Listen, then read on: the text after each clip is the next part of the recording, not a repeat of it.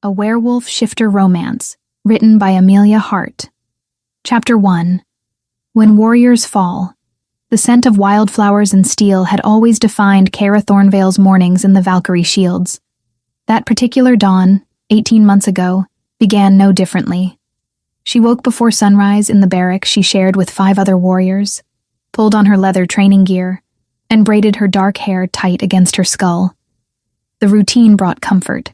The training grounds stretched behind Shadow Peak Castle, a vast expanse of packed dirt where 200 women gathered as the first rays of sunlight crept over the eastern mountains.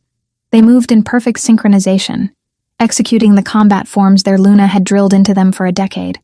Kyra was 26 then, standing in the second row with her practice sword. Every movement flowed into the next, a deadly dance choreographed by the woman who stood on the raised platform overlooking them all. Luna Valkyr Whitefang. Even in simple training leathers, she commanded absolute attention. Her platinum blonde hair caught the morning light, and her crystalline blue eyes missed nothing as they swept across her warriors. She was 32 years old, and possessed a reputation that made rival alphas think twice before testing King Darian's borders. The Silver Blade, they called her. "Higher guard, Bryn," Valkyr called out, her voice carrying effortlessly across the grounds. "Your opponent will exploit that opening." Bryn Stormweaver, a blonde warrior with quick feet, immediately corrected her stance. At 24, she was one of the youngest to earn her place among the shields. "Better. Now all of you listen." Valkyr descended from the platform, moving through the ranks. "Strength alone does not make a warrior. Any fool can swing a blade with force. What separates you from common soldiers is your refusal to yield, your ability to remain standing when every instinct screams at you to fall." She stopped beside Kara, and for a moment their eyes met. Kara had been 13 when her parents died in a border skirmish. She had been 14 when Valkyr found her living on the streets of the capital, half-starved and wholly feral. The Luna had seen potential where others saw only a broken child.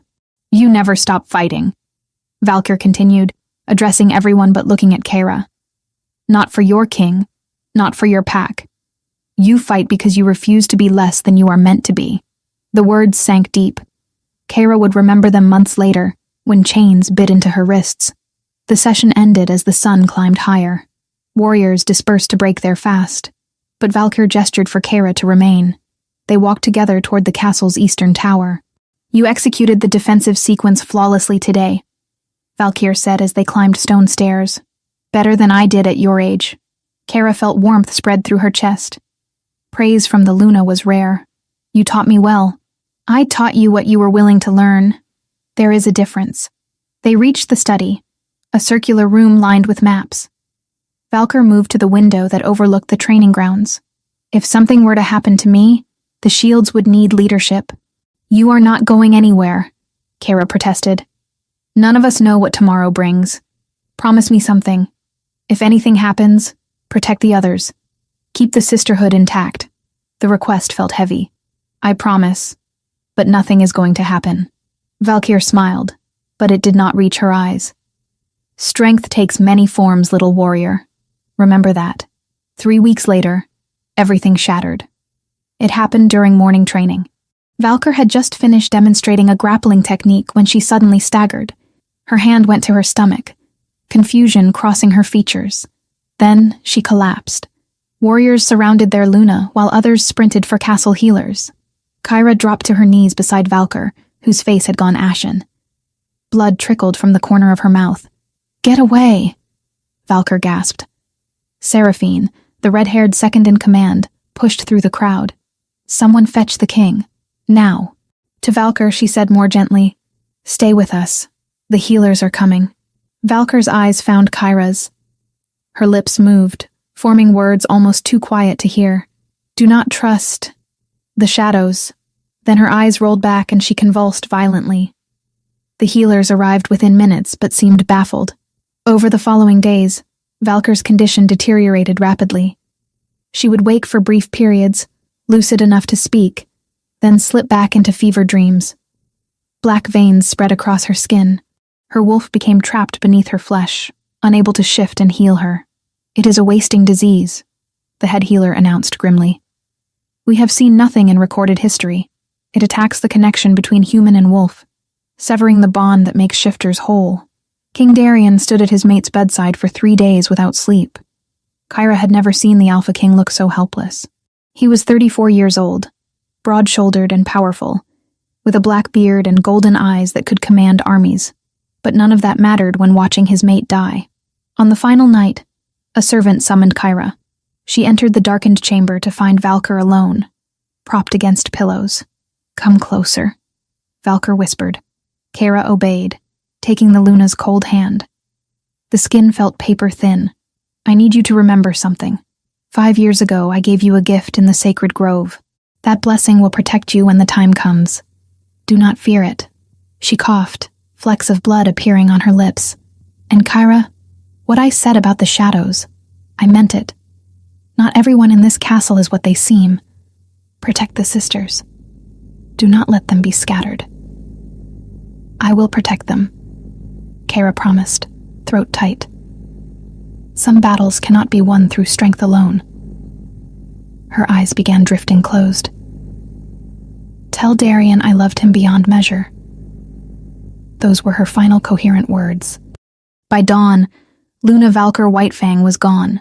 The funeral drew nobles from across the kingdom. Kyra stood among her sister warriors in black leather armor. King Darien looked hollow, grief carving years into his face overnight. 3 days later, Seraphine called an assembly.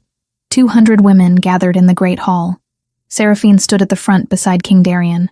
"Our Luna is gone," Seraphine began. And in her wisdom, she left instructions. "His Majesty will explain." Darien stepped forward, holding a rolled parchment sealed with Valkyr's mark. His hands trembled as he broke the seal and read aloud.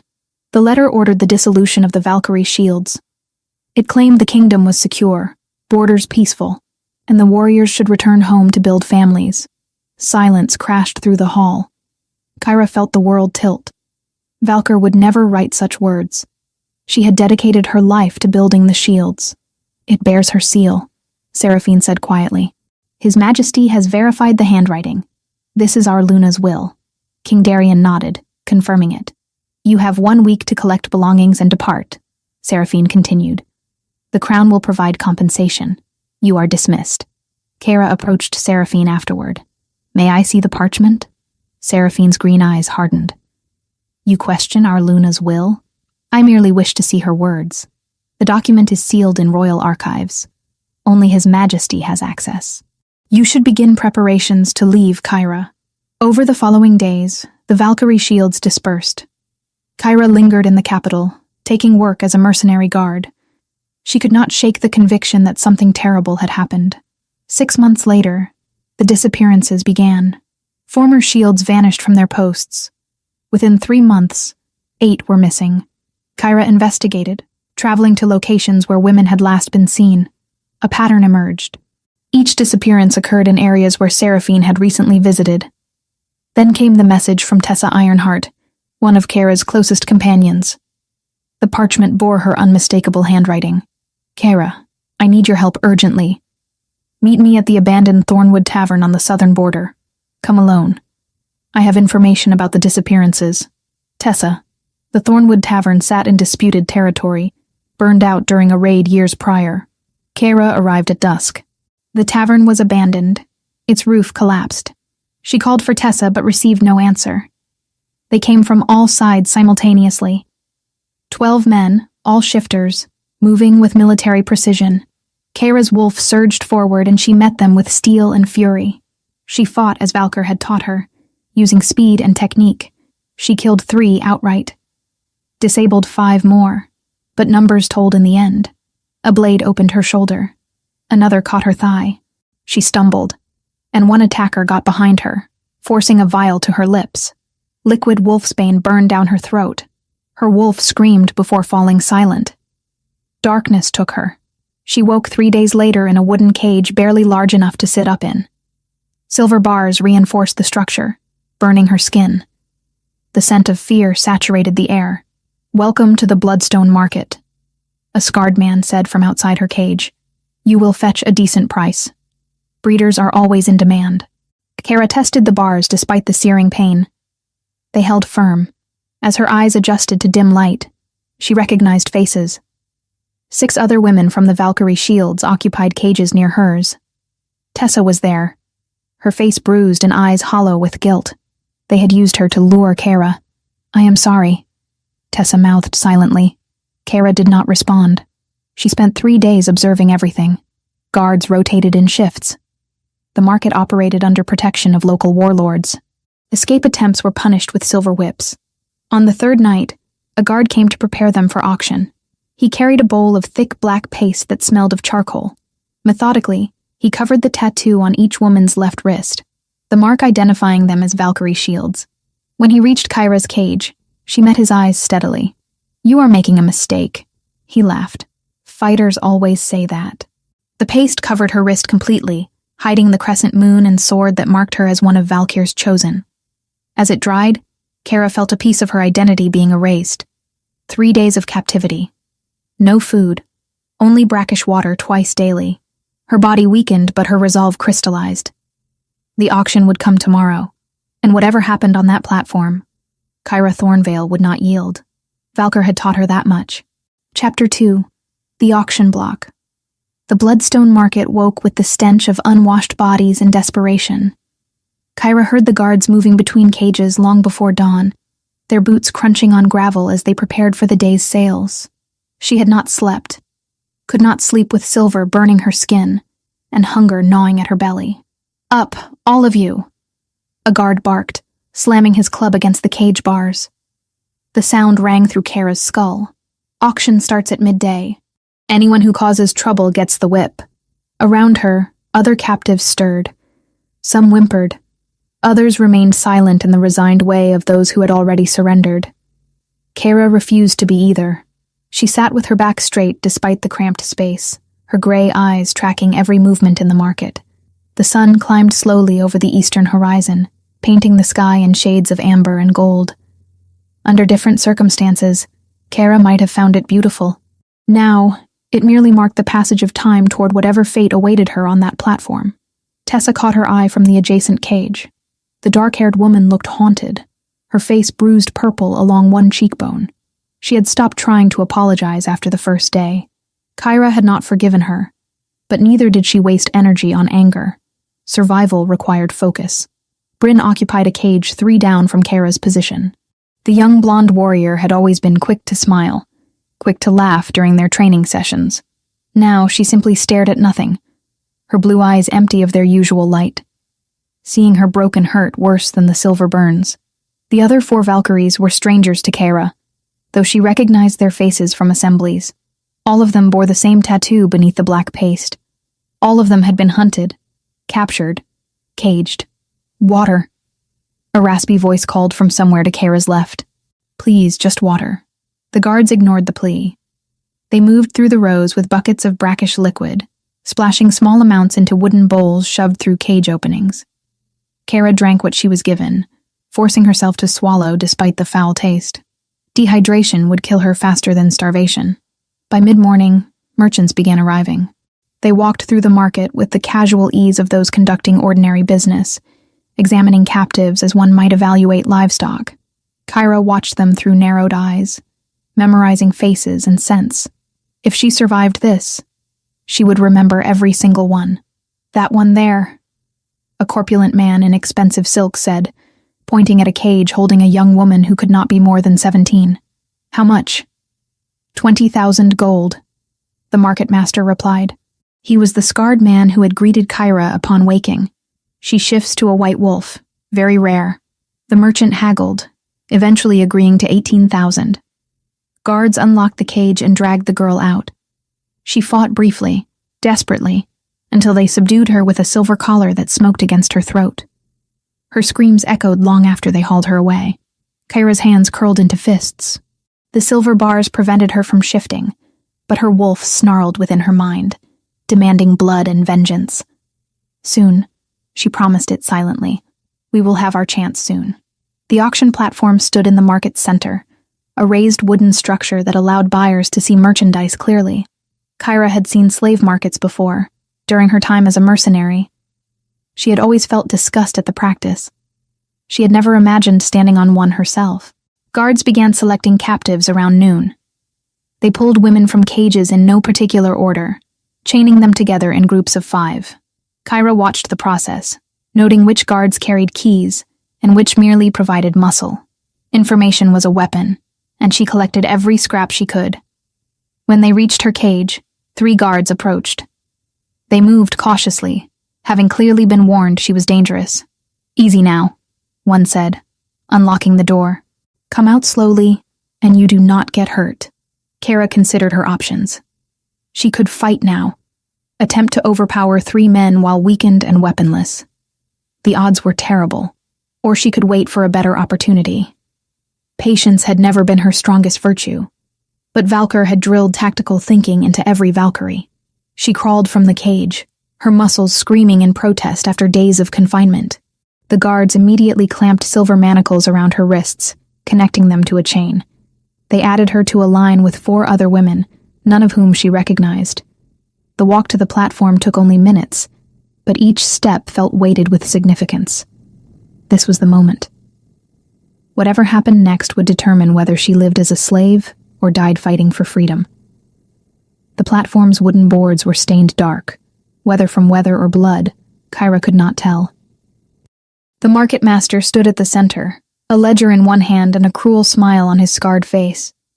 Behind him, perhaps 100 potential buyers gathered, their expressions ranging from bored to eager. "Welcome, honored guests," the market master announced, his voice carrying across the crowd. "Today we present exceptional merchandise, strong backs, fertile wombs, and several with notable bloodlines." Kyra's stomach turned. He spoke of women as if they were horses for breeding. Around her, the other captives trembled. One began crying softly. "First lot," the master continued, gesturing to the line. 5 females, ages ranging from 19 to 30. We begin bidding at 10,000 gold for the group. Hands rose immediately. The master pointed to bidders, calling out increases. 15,000, 18,000, 20,000 gold. Kyra scanned the crowd, searching for any weakness, any opportunity. Most buyers wore fine clothes and carried themselves with the arrogance of wealth. A few looked rougher, mercenaries or traders who dealt in flesh. All of them had one thing in common. They saw her as property. 22,000, a voice called from the back. A massive man with a shaved head and tribal scarring pushed forward. "And I want that one specifically." He pointed directly at Kara. The market master's smile widened. "Ah, Torvin. I thought you might be interested. This female has fire. Killed 3 of my men during capture." "Good," Torvin rumbled. "I prefer them with spirit. Makes the breaking more satisfying." Something cold slithered down Kyra's spine. She had heard of Torvin. He operated in the border regions, buying breeders and working them until they produced strong pups or died trying.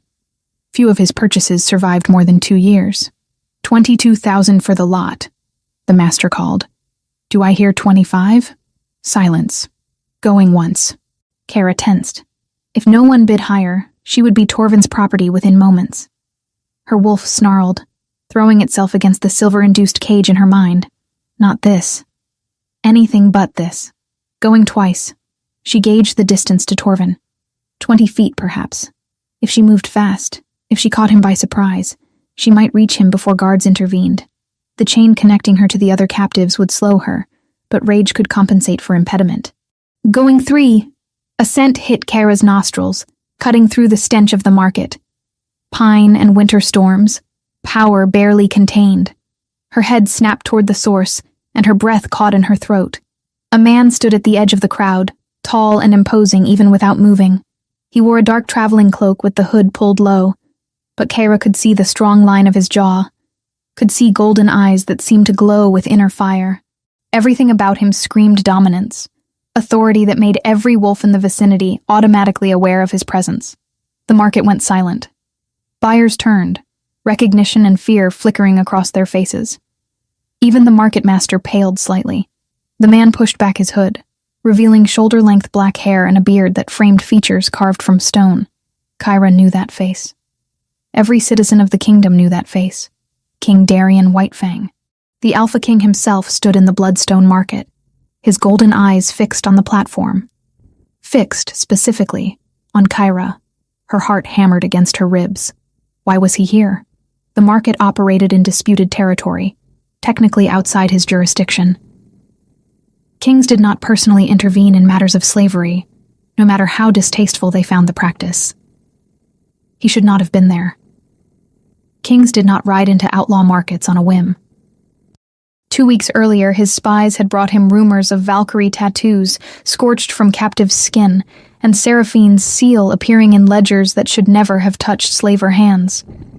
Darian had followed that trail himself, unwilling to trust anyone else with a threat that stank of Valkyr's legacy being gutted. Darian's gaze moved to her wrists, where sweat had begun dissolving the black paste covering her tattoo. The edge of the crescent moon symbol peeked through, just visible in the afternoon light. His expression changed. The controlled neutrality shattered, replaced by something fierce and terrible. His nostrils flared as he drew in her scent, and Kara saw recognition bloom in those golden eyes. He knew. Somehow, he knew what she was. Sold to Torvin for 22... The market master began. No! The single word from Darian cut through the air with the force of absolute command. His alpha voice rolled over the crowd, making every shifter present instinctively bow their heads in submission. Even Kyra felt the weight of it pressing against her consciousness. The market master recovered quickly, though his hands shook as he gripped his ledger. Your Majesty, we are honored by your presence, but the sale is concluded. Torvin has won the bid fairly. I was not asking permission. Darian moved through the crowd, which parted before him as water before a ship's prow. Release her. Now. The rules of the market do not apply to me. Darian reached the platform and climbed the steps with fluid grace. Power radiated from him in waves that made Kyra's wolf simultaneously want to submit and to stand tall. I am Alpha King of these lands and all lands within 500 miles. Your market operates at my sufferance. Do you wish to test whether that sufferance continues? The threat hung heavy in the air. The market master looked to his guards, but they refused to meet his eyes.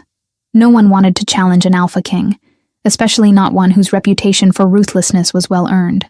Torvin, however, stepped forward. With respect, Your Majesty, I have purchased these females legally. You cannot simply...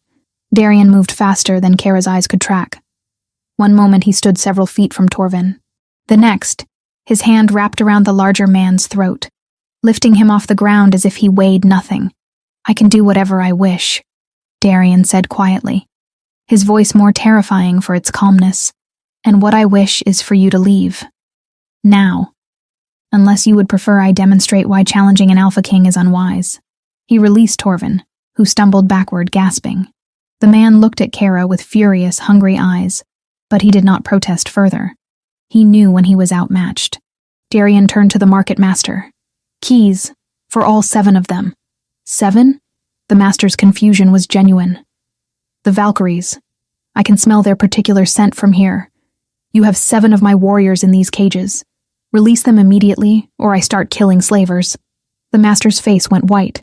He fumbled for keys at his belt, nearly dropping them in his haste. Of course, Your Majesty. Of course. I had no idea they were... You knew exactly what they were. Darian's voice dropped to a growl. That is why you covered their marks. Release them or die where you stand. Kara watched, stunned, as guards scrambled to unlock her manacles. The silver fell away, leaving red welts on her wrists.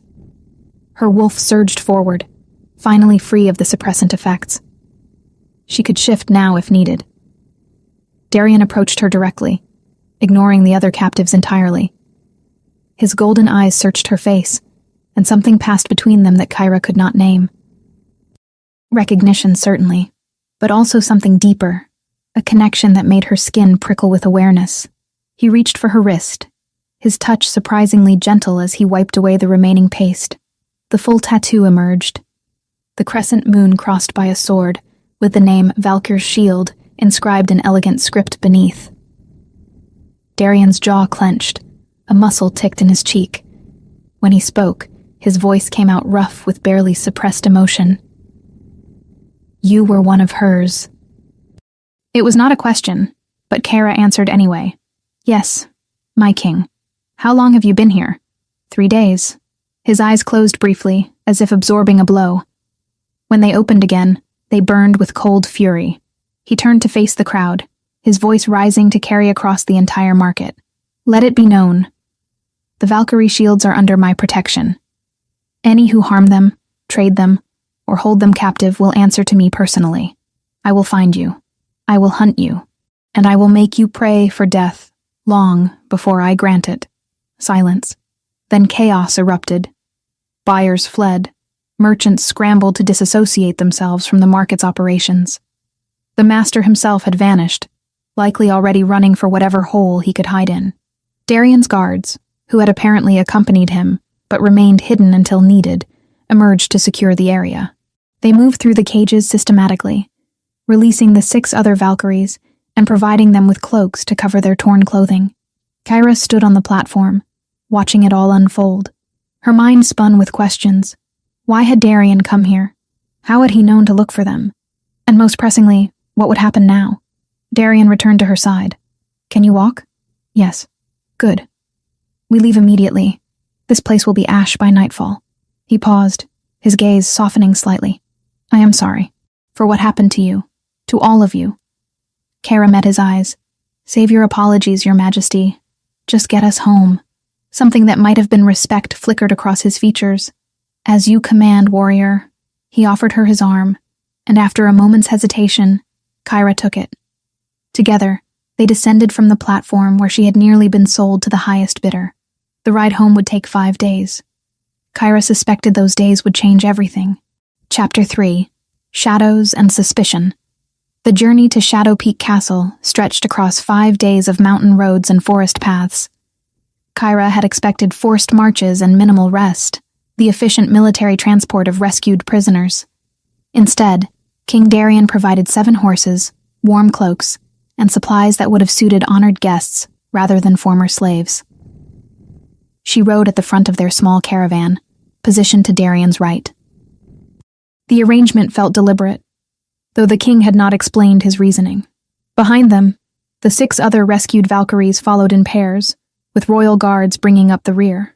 The guards were respectful, professional, treating the women as warriors rather than victims. Kyra appreciated that more than she could express. The first day passed in near silence. The rescued women were too exhausted, too traumatized to manage conversation beyond necessities. Kyra herself felt hollowed out, running on instinct and stubbornness. Only when they made camp that first evening did she truly begin to process what had happened. Tessa approached the fire where Kyra sat, her movements hesitant. The dark-haired woman carried visible guilt in every line of her body. I did not know, Tessa said quietly, settling onto a log several feet away. When they took me, when they said they would kill my brother unless I sent that message, I thought they only wanted you. I did not realize it was part of something larger. Kara studied her former friend. Tessa's face bore bruises that were beginning to yellow, and her hands trembled slightly as she held them toward the warmth. She had always been strong, capable, seeing her broken cut deeper than Kara wanted to admit. They used you, Kara said finally, as they used all of us. Does that make it forgivable? No, but it makes it understandable. Kara poked at the fire with a stick, watching sparks rise into the darkening sky. Your brother. Is he safe? I do not know. They claimed to be holding him, but I never saw proof. It could have been a lie. When we return to the capital, we will find out. If he lives, we will locate him. If he is dead, we will make those responsible pay. Tessa's eyes glistened with unshed tears. I do not deserve your mercy. Mercy has nothing to do with it. We are Sisters of the Shield, whether the order officially exists or not. We protect our own. Movement caught Kyra's attention. Bryn and 2 other Valkyries had drifted closer, drawn by the conversation. They settled around the fire, creating a small circle of familiar faces in the wilderness. Did anyone else notice the pattern? Bryn asked, her voice still carrying that hollow quality from the market. Of where we were taken. Kara sat straighter. What pattern? I was captured near Thornwood, Bryn said. That is where Seraphine was 3 days before my disappearance. She claimed to be visiting family in the region. I was taken from the eastern border. Another warrior added. Her name was Lissa, a woman with close-cropped auburn hair and sharp features. Seraphine had passed through conducting some kind of inspection for the king. Or so she said. The pieces began fitting together in Kyra's mind, forming a picture she did not want to see, but could no longer ignore. Tessa, where were you when they took you? The southern farms, near the vineyards. And Seraphine. Tessa's eyes widened as understanding dawned. She had been there, 2 weeks prior. She said she was arranging wine supplies for the castle. Kara stood abruptly, her wolf stirring beneath her skin. We need to speak with the king. Darian had set his camp slightly apart from the main group, a habit born of kingship that required both presence and distance. 2 guards stood watch outside his tent, but they stepped aside when they recognized Kyra. She found him studying maps by lamplight, his black beard catching gold highlights from the flame. He looked up as she entered, and something flickered in his golden eyes. Surprise, perhaps. Or something warmer that Kyra chose not to examine too closely. Kyra, is something wrong? That depends on your definition. She moved closer to the makeshift table, where detailed charts showed the kingdom's territories. The women who were captured, they all have something in common. Seraphine had visited each location shortly before the disappearances. Darian's expression went carefully neutral. Seraphine travels frequently on my behalf. She handles diplomatic matters, supply chains, inspections. Convenient cover for hunting down scattered Valkyries. That is a serious accusation. It is a serious pattern. Kara pointed to locations on the map. Thornwood, the eastern border, the southern farms. I was taken here, at the old Thornwood Tavern. Seraphine visited all those places within weeks of warriors vanishing. Darian set down the quill he had been holding. Seraphine has served loyally for 15 years. She stood at Valkyr's side through countless battles. She mourned my mate's death as deeply as anyone. Did she? Kyra met his eyes steadily. Or did she mourn the end of living in Valkyr's shadow? The king's jaw tightened. What are you suggesting? I am suggesting that we should question coincidences. Valkyr dies of a mysterious illness. Seraphine immediately produces a document ordering the shield's dissolution. Within months, warriors begin disappearing from locations Seraphine recently visited. Either your advisor is catastrophically unlucky, or she is something far worse.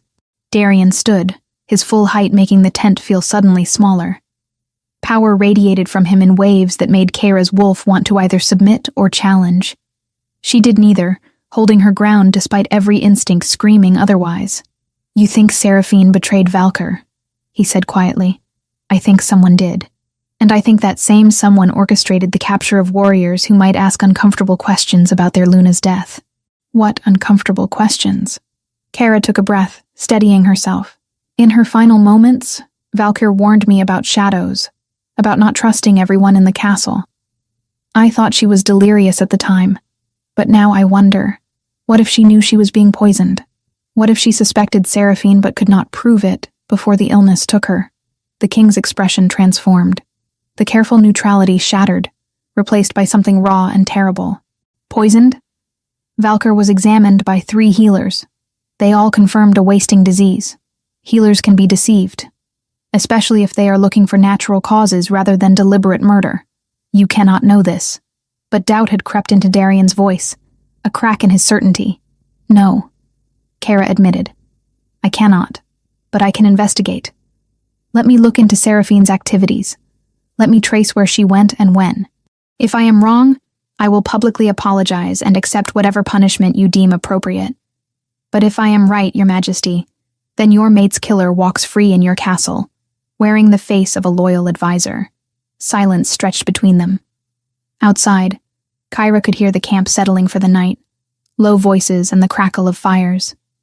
Inside this tent, the air felt heavy with implications that could tear the kingdom apart.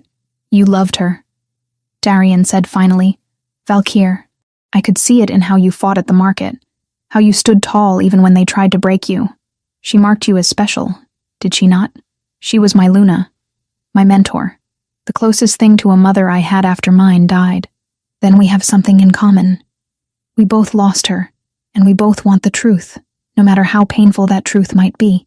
He moved to the tent's entrance, calling for one of his guards. When the man appeared, Darian gave crisp orders. Send riders ahead to the castle. I want all records of Seraphine's travels over the past 2 years compiled and ready for review upon our arrival. Also, discreetly place guards on her movements. She is not to leave the castle grounds until I give permission." The guard saluted and departed. Darian turned back to Kara, and the look in his eyes made something tighten in her chest. "If you are wrong about this," he said, "it will damage my relationship with one of my most trusted advisors. But if you are right, then I have failed Valkyr in the worst possible way. I will have let her murderer not only live, but thrive in positions of power. We will find the truth," Kara promised. "One way or another. Yes, we will." He paused, then added more softly, "She chose well when she trained you." The words hit harder than they should have. Kyra bowed her head briefly. A gesture of respect between warriors, rather than subject to king. "I will not let her down again. You never did." The second night brought them to an inn nestled in the mountains. Darian secured rooms for everyone, insisting the women rest properly after their ordeal. Kara found herself sharing a room with Tessa and Bryn, the three of them finally able to bathe and sleep in actual beds. "He watches you," Bryn observed as they settled in. The young warrior had regained some of her color after proper food and rest. "The king. His eyes follow you constantly." "He watches all of us," Kara replied, though she knew it was not entirely true. She had felt Darian's attention on her specifically, heavy and considering, not the way he watches you. Tessa's tone carried something between amusement and concern. "Be careful, Kyra. Kings are not known for their restraint when they want something. He just lost his mate. He is not looking for anything beyond loyalty from his warriors. Keep telling yourself that," Bryn said with a faint smile. "But I saw how he carried himself at the market. That was not a king rescuing subjects. That was something far more personal." Kara did not respond. She could not, because part of her recognized the truth in their words. Something had shifted between her and Darian the moment he recognized her tattoo, an awareness that went beyond duty or grief. But she would not examine it too closely, not when Valkyr's memory still hung over them both like a ghost. The third day found them riding through dense forest, the canopy so thick that sunlight barely penetrated.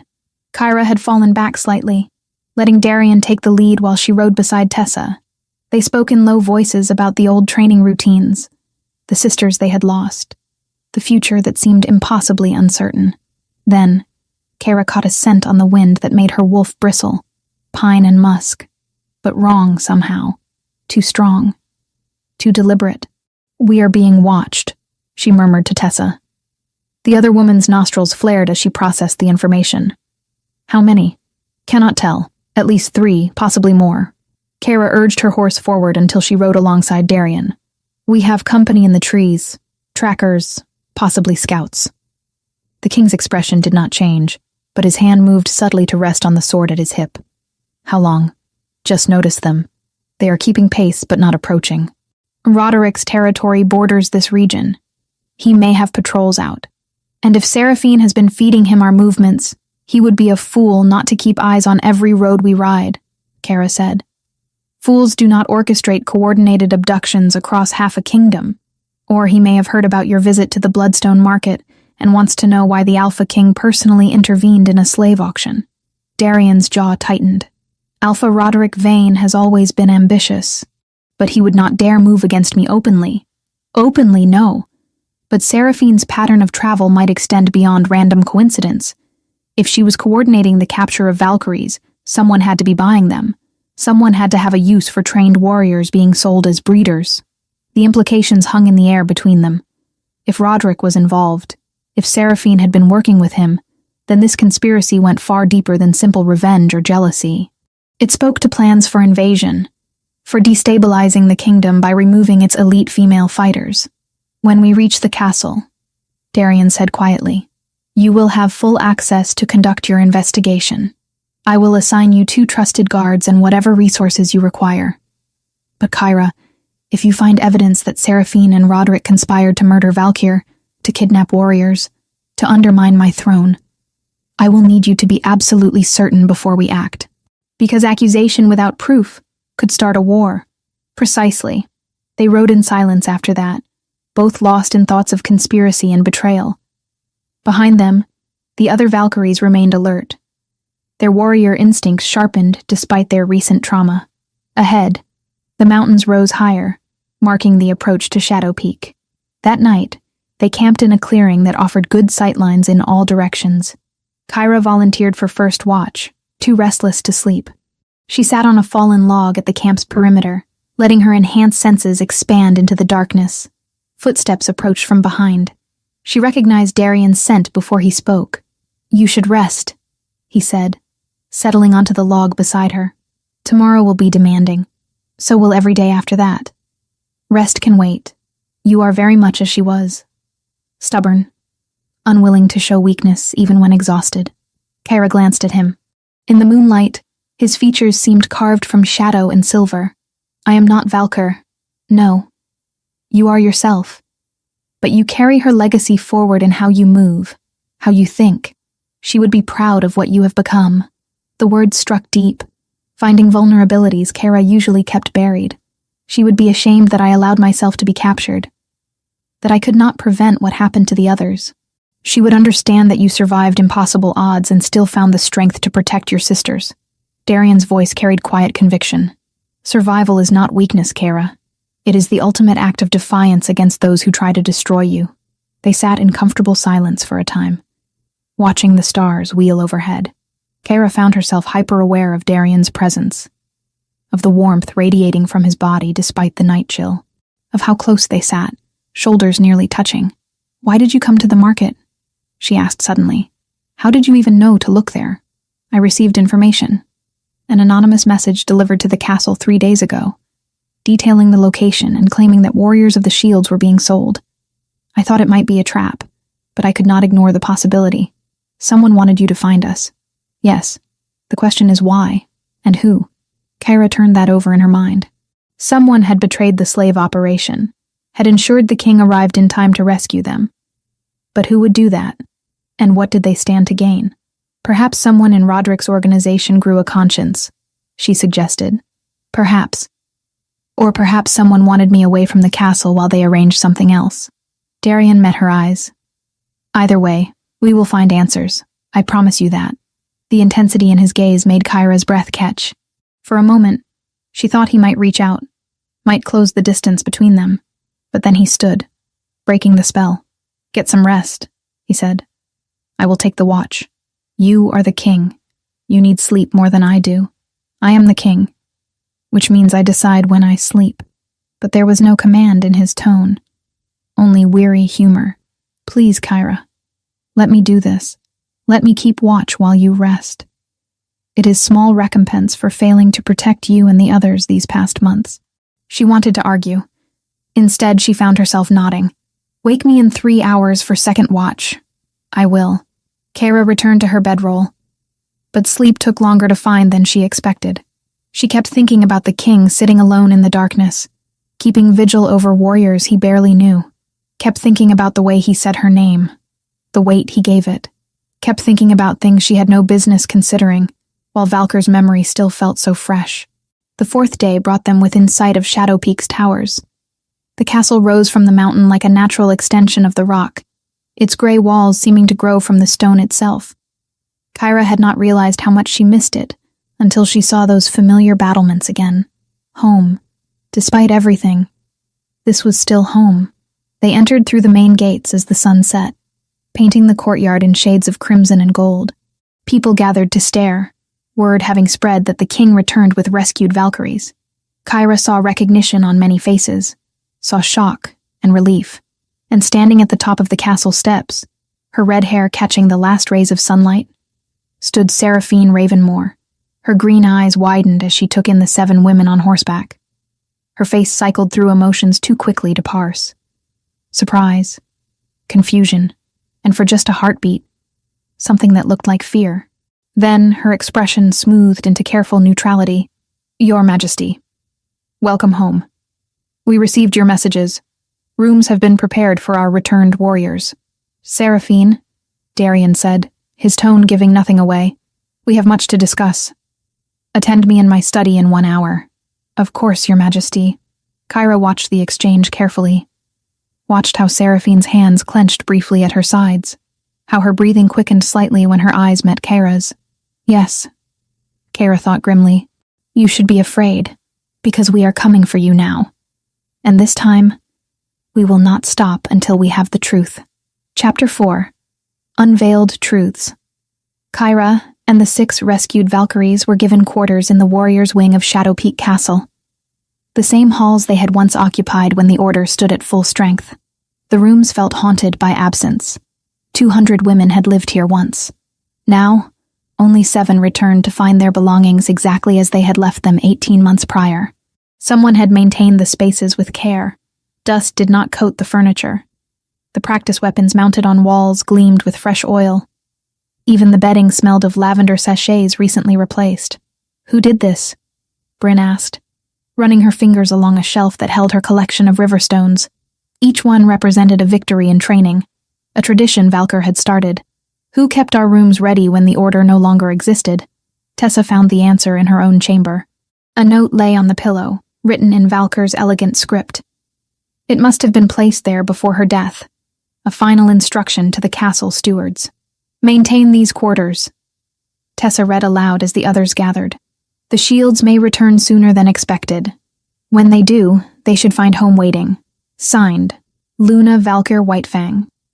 The words struck Kara with the force of revelation. Valkyr had known. Somehow their Luna had suspected the dissolution order might not be legitimate. She had prepared for their return even as she lay dying. She was trying to tell us, Kara said quietly. All those warnings about shadows, about not trusting everyone. She knew Seraphine would move against the Order. She just could not prove it before the illness took her, or before the poison did, Lyssa corrected grimly. The auburn-haired warrior had found her armor cleaned and repaired, hanging ready for use. Because the more I think about it, the more convinced I become that our Luna did not die naturally. They gathered in Kyra's room, the 7 warriors forming a council of their own. The door was barred, and Bryn checked the walls for listening holes, a paranoid precaution that felt entirely justified given recent events. We need to move carefully, Kyra said, settling into the strategy that Valkyr had drilled into them. Seraphine is clever. If she orchestrated Valkyr's death and our dispersal, she will not have left obvious evidence. But she made mistakes, Tessa countered. The pattern of captures, the timing of her visits to each location. That is evidence, even if circumstantial. The king has promised me resources to investigate. 2 guards, access to records, authority to question staff. We start there. A knock interrupted them. Kyra opened the door to find a young page, barely 14, standing nervously in the corridor. Lady Kara? His Majesty requests your presence in the training yard. He says you promised him combat instruction. The others exchanged knowing looks. Bryn smirked. The king wants private lessons. How interesting. It is tactical exchange, Kara said firmly, though heat crept up her neck. He wishes to learn techniques Valkyr mastered. Of course, purely tactical. Tessa's tone dripped with amusement.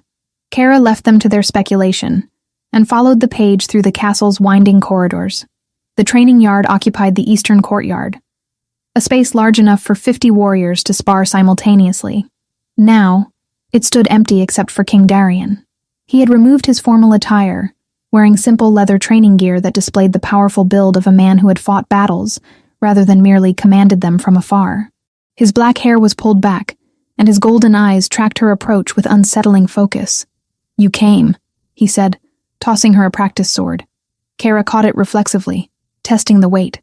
Well balanced, sharp enough to cut, but not to kill. You gave an order. I obey my king, even when you disagree with him, especially then. Loyalty means nothing if extended only when convenient. Something flickered in his expression. Approval, perhaps, or something warmer. Valkyr said something similar once. She told me that true loyalty is tested not in times of peace, but when following orders costs you something precious. She was wise. She was many things. Darien moved into a ready stance. Show me the Eastern defensive sequence, the one you executed perfectly the morning she died. The request hit harder than Kyra expected. That sequence had been Valkyr's signature move, a flowing combination of parries and counter-strikes designed to turn an opponent's aggression against them.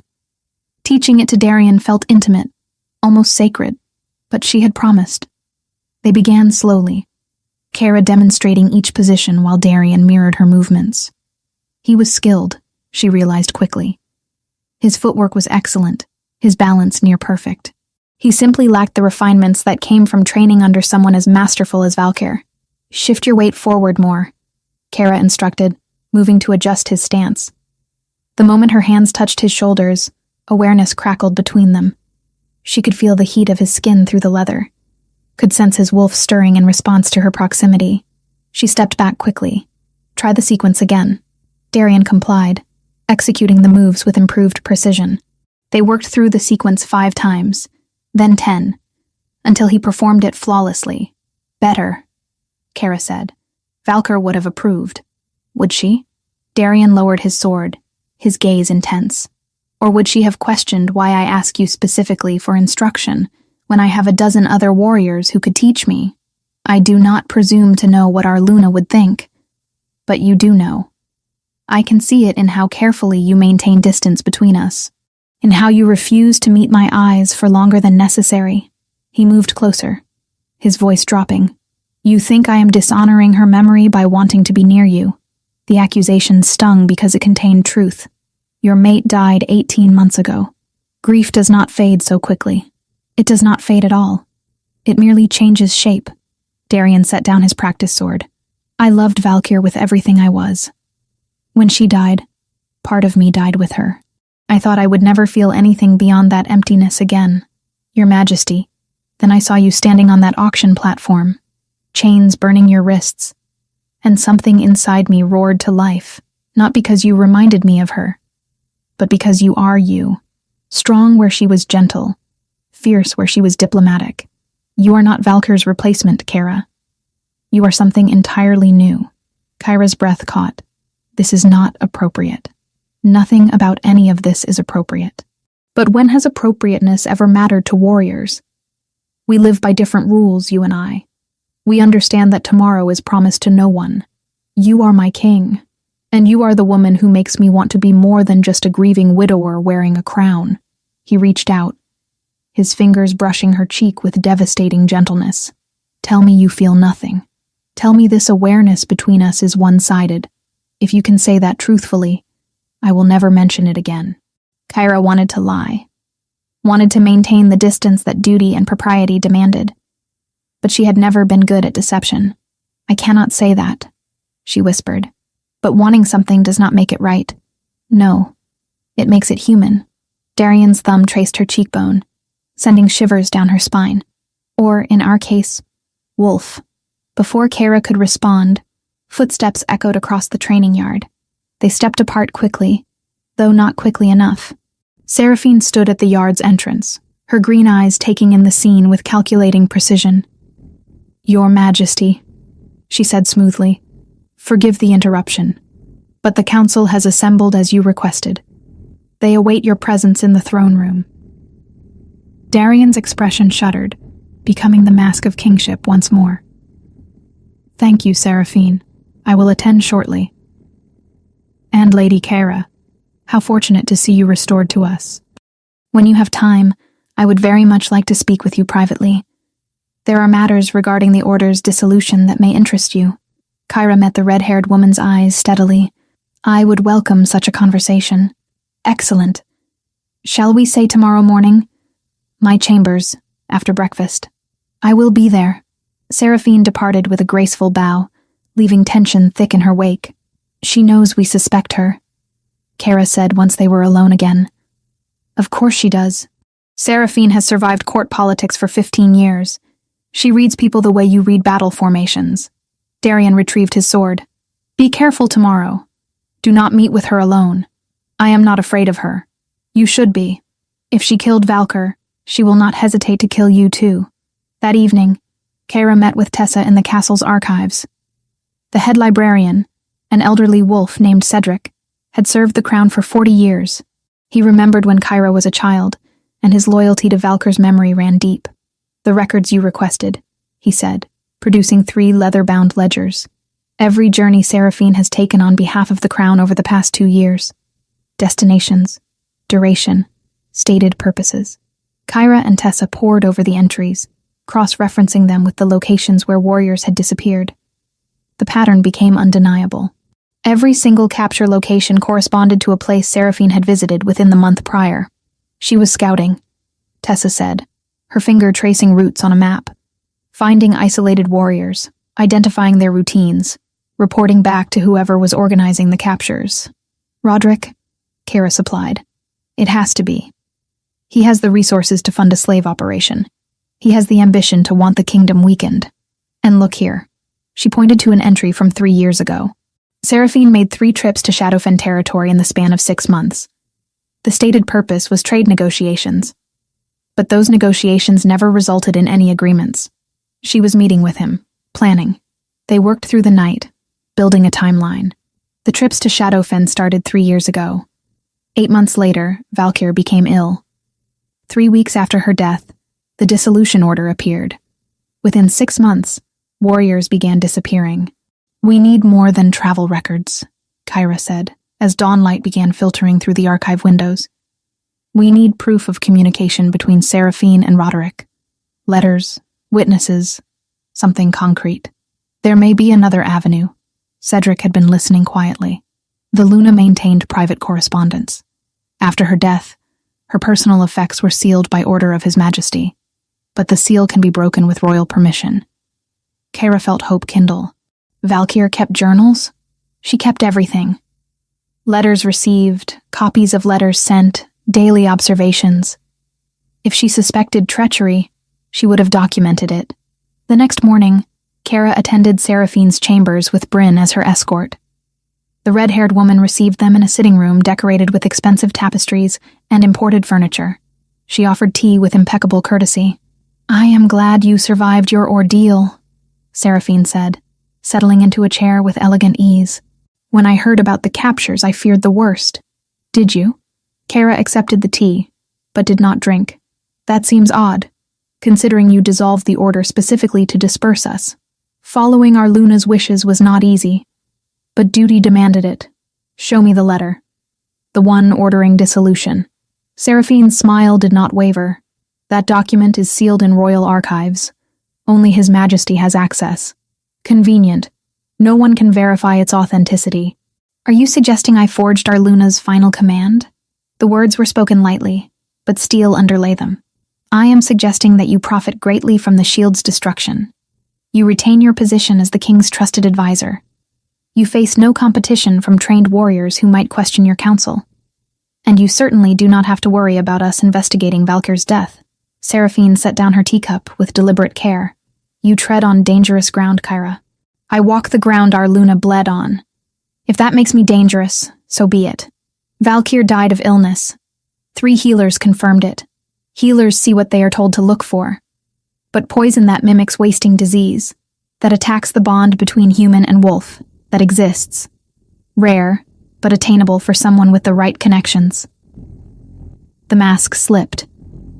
Just for a heartbeat, Seraphine's expression twisted into something ugly before smoothing back to neutrality. "You accuse me of murdering my closest friend based on speculation and grief. I accuse you of nothing, yet." Kara stood. "But I will find the truth. And when I do, if you are innocent, I will apologize publicly. If you are guilty, I will see you answer for every crime." Bold words from a warrior with no order to back her. "I do not need an order. I have the king's authority to investigate. And I have 34 sisters who will help me uncover what you have done." Kara left before Seraphine could respond, but she felt the woman's gaze burning into her back. The game was fully in motion now. One of them would win. One of them would fall, and Kara was determined it would not be her. Chapter 5. The Evidence Unveiled. Tessa found the correspondence in Valkyr's sealed chambers 3 days after their confrontation with Seraphine. King Darian had granted Kara permission to examine the Luna's personal effects, and what they discovered among the carefully preserved documents changed everything. The chamber had remained untouched since Valkyr's death, preserved as a memorial. Dust motes danced in shafts of afternoon light filtering through tall windows. Her armor still hung on its stand, polished to mirror brightness. Her personal journal sat on the writing desk, its leather cover embossed with the royal seal. Kyra's hands trembled as she opened it. Reading Valkyr's private thoughts felt like desecration, but necessity outweighed sentiment. The first entries were mundane. Training observations, diplomatic notes, meal preferences, and weather patterns. But 6 months before her death, the tone shifted. Seraphine has grown distant, Valker had written in her elegant script. She no longer meets my eyes during council sessions. When I ask her opinion on matters, she defers more than is her nature. Something has changed, though I cannot identify what. Darian assures me I imagine things. That stress from recent border skirmishes makes me suspicious. Perhaps he is right. Yet my instincts insist otherwise. Kyra read further, her stomach tightening with each passage. Found Seraphine in my private study yesterday. She claimed to be searching for a tactical scroll I had requested, but I made no such request. The cabinet containing my personal correspondence had been opened. When questioned, she became defensive. I begin to wonder if my paranoia serves a purpose after all. Woke today feeling ill. Stomach cramps, dizziness, an odd tingling in my fingers. The symptoms passed by midday. Seraphine brought me tea when she heard of my discomfort. How thoughtful of her. The entries grew more concerning. Valker documented increasing illness, but also growing suspicion. She had begun testing her food before consuming it, storing samples in sealed containers. She had noted Seraphine's frequent absences from the castle, journeys that seemed to have no diplomatic purpose. I fear I am dying, one entry read. But more than that, I fear I am being killed. The pattern is too consistent. I feel ill only after consuming food or drink that Seraphine has prepared or handled. Yet I have no proof, and Darian dismisses my concerns as fever dreams. How can I accuse my oldest friend of murder based on suspicion alone? The final entry, written in shaking script, made Kyra's vision blur with tears. If anyone reads this after my death, know that I did not go peacefully into the night. Someone has poisoned me over months, perhaps years. I suspect Seraphine, though the evidence remains circumstantial. I have instructed my solicitor to preserve my chambers exactly as they are. Hidden in the eastern wall behind the tapestry is a compartment. Within it lies the proof I could not present while living. Use it wisely. Protect the shields. They are my legacy, and someone will try to destroy them. Do not let that happen. Signed, Valker Whitefang, Luna of Shadowpeak. Knowing she has been betrayed by one she trusted, Kara moved immediately to the eastern wall. The tapestry depicted a hunting scene, wolves running beneath a full moon. She pulled it aside to reveal smooth stone. "Help me search," she told Tessa, Bryn, and Lissa, who had accompanied her. "There must be a hidden mechanism." They ran fingers along the mortar, pressed individual stones, searched for irregularities. It was Bryn who found it, a stone set slightly deeper than the others. When pushed, it clicked inward. A section of wall swung open with surprising smoothness, revealing a small cavity. Inside lay 3 items: a sealed vial containing dark residue, a stack of letters bound with black ribbon, and a leather pouch filled with gold coins bearing the crest of Shadowfen. Kyra opened the vial first. The residue had a faintly sweet smell that made her wolf recoil instinctively. Poison. This was Valkyr's proof. A sample of whatever had killed her. The letters proved even more damning. Written in Seraphine's distinctive hand, they detailed a conspiracy spanning 3 years. Communications with Alpha Roderick of Shadowfen outlined plans to eliminate Valkyr, dissolve the Valkyrie shields, and weaken the kingdom in preparation for invasion. Payment schedules, meeting locations, instructions for capturing specific warriors. One letter made Kyra's blood run cold. The Luna suspects.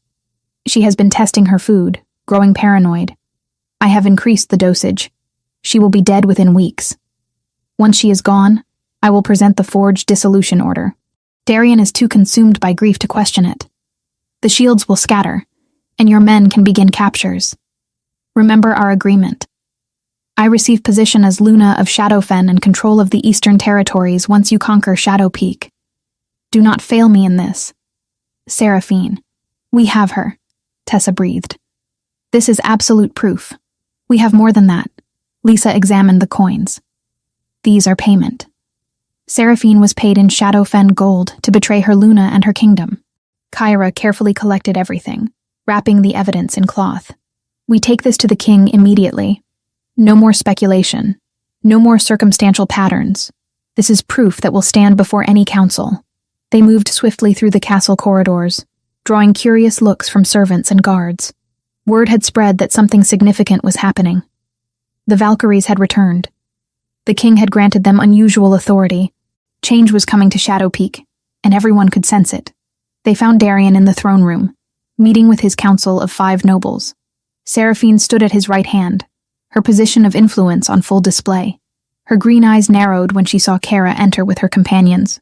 "Your Majesty," Kara said, her voice carrying across the chamber. "I apologize for the interruption, but there is a matter that cannot wait." One of the counselors, Lord Harwick, a corpulent man with expensive rings on every finger, huffed indignantly. "His Majesty is conducting official business. Whatever concerns you have can wait until—" "It cannot wait." Kara moved forward, ignoring protocol. "Your Majesty, I have discovered evidence regarding Luna Valkyr's death. Evidence that proves she was murdered." The room erupted. Counselors shouted questions. Guards moved to intercept Kara.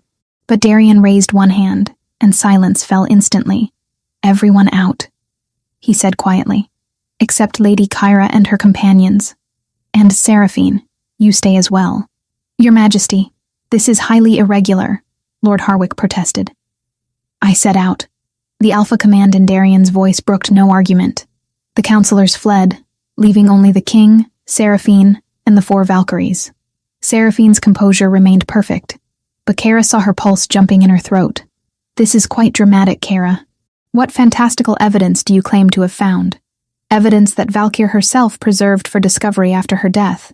Kyra placed the wrapped bundle on the table before Darian. She knew someone was poisoning her. She documented her suspicions in her private journal, and she hid proof, where only those who read her final words would find it. Darian unwrapped the cloth with steady hands. His face went pale as he examined the contents.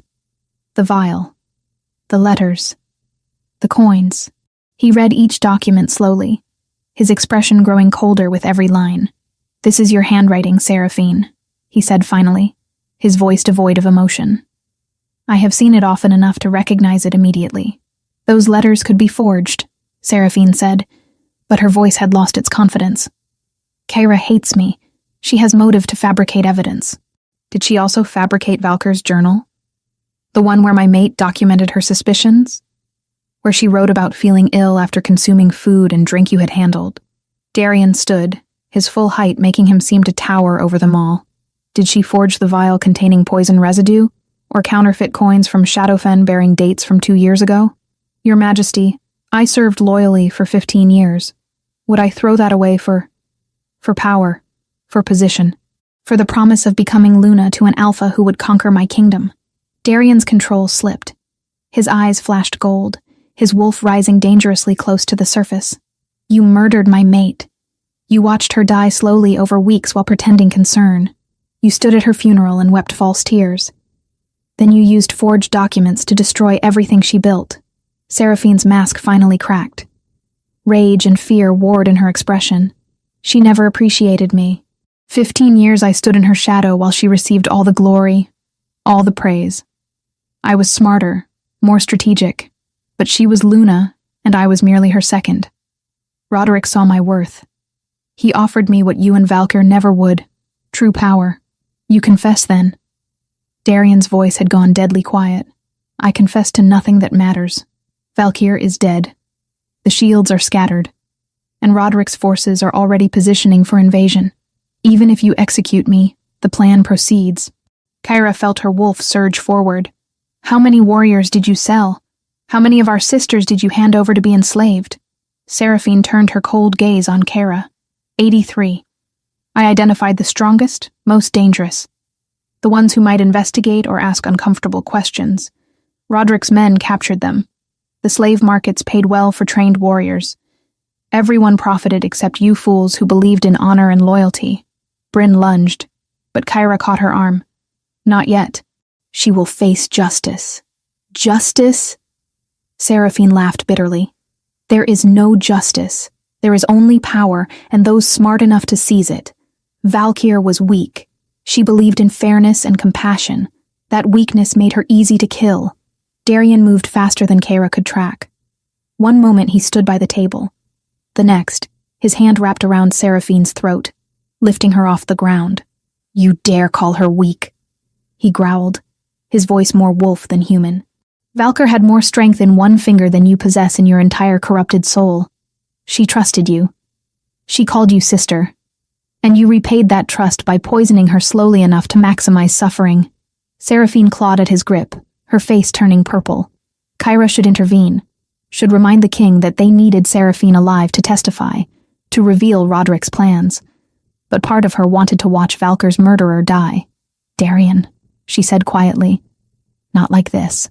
Valkyr would want her to face trial, to be exposed publicly for what she is. The king's hand trembled. For a heartbeat, Kyra thought he would snap Seraphine's neck anyway. Then he released her, letting her crumple to the floor, gasping. You are right, he said, his voice rough. She deserves worse than a quick death. He called for guards. Take her to the dungeons. Silver chains. Constant watch. If she escapes, those responsible will join her in a cell. Guards flooded in, binding Seraphine with chains that burned her skin. She did not struggle, merely smiled with blood-stained teeth. You have evidence of my crimes, she said, as they dragged her toward the door. But evidence will not stop what is coming. Roderick has 2,000 soldiers. Your forces are scattered, weakened. The shields are still broken. In 3 days, he attacks. And when he does, this kingdom falls. The door slammed shut behind her, leaving silence in her wake. 3 days, Darian said quietly. She gave us 3 days. Deliberately, Kyra realized. She wants us to know the attack is coming, but believes we cannot mobilize adequate defense in time. Can we? Tessa asked. Darian moved to the castle's war table, studying maps of his territory. Our full military strength is spread across 3 garrisons. Recalling them requires 2 days minimum. We have perhaps 800 soldiers stationed here at Shadow Peak. Against 2,000 experienced warriors from Shadowfen. Those are poor odds. You have more than 800 soldiers, Kyra said firmly. You have 34 Valkyries ready to fight.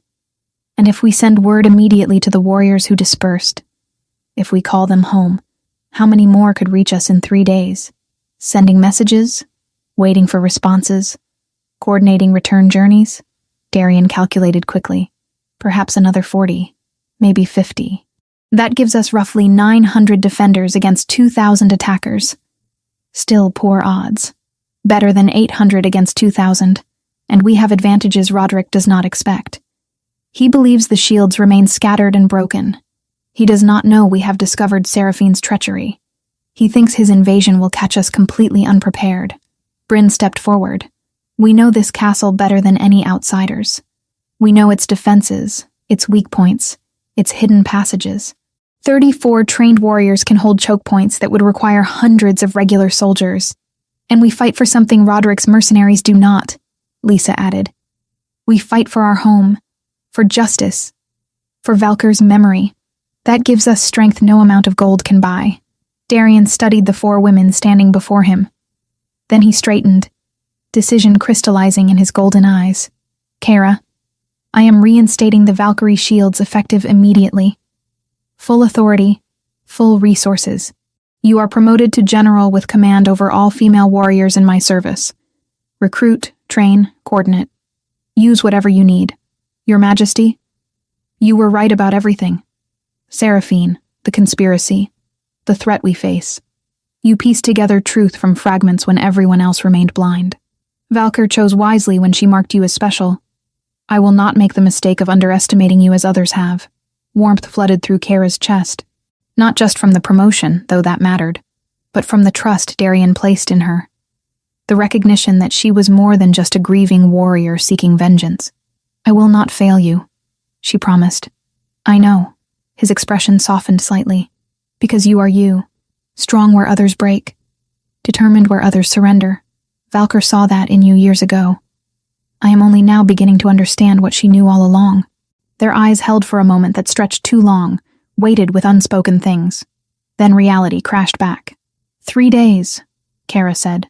We have 3 days to transform scattered warriors into a coordinated defense force. 3 days to turn poor odds into possible victory. 3 days to prove that the Valkyrie shields are not broken. Then we should stop wasting time. Darian moved with renewed purpose. Send riders to every former shield you can locate. Call them home. Tell them their Luna was murdered. and her killer has confessed. Tell them we fight in 3 days to defend everything Valkyr built. And if they do not come, they will come, because they are warriors, and warriors do not abandon their sisters when battle calls. Kyra bowed formally, then turned to leave with her companions, but Darian's voice stopped her at the door. Kyra, thank you, for being stubborn enough to seek truth when I was too blind to see it, for being strong enough to stand when I was too weak. Valkyr would be proud of you. I know I am. She met his eyes one final time, saw something there that made her breath catch. Then she left to prepare for war. 3 days until Roderick attacked. 3 days to gather warriors. 3 days to transform from scattered survivors into the force Valkyr had always believed they could be. Chapter 6. Blood and Silver. The dungeon beneath Shadow Peak Castle smelled of damp stone and despair. Kyra descended the narrow spiral stairs, a torch in one hand and cold determination in her heart. 2 guards flanked her, their expressions carefully neutral as they approached the cell holding Seraphine Ravenmore. The traitor sat on a stone bench, silver chains binding her wrists and ankles. The metal had burned angry welts into her skin, suppressing her wolf and leaving her trapped in human form. When Kyra entered, Seraphine looked up with eyes that held no remorse, only cold calculation. Come to gloat? Seraphine asked. How noble of you. I came to ask questions. Roderick's invasion begins in 3 days. You will tell me his strategy, his troop placement, his weaknesses. Will I? Seraphine laughed, though the sound came out strained. And what makes you think I would betray my ally? Because he left you to face justice alone. Because he did not attempt rescue when we arrested you. Because you are worth nothing to him now except as a distraction. Kyra moved closer, her voice dropping to deadly quiet. He used you, Seraphine, just as you used others. Now you will die in these chains while he conquers the kingdom you helped him invade, unless you give me information that proves useful. Something flickered in Seraphine's expression. Fear, perhaps, or the dawning realization that her carefully laid plans had crumbled to dust. What would I receive in exchange for cooperation? A cleaner death than you deserve. Execution by sword instead of public hanging. Your body returned to your family for proper burial rather than thrown in an unmarked grave. Such generous mercy. It is more than you gave Valkyr.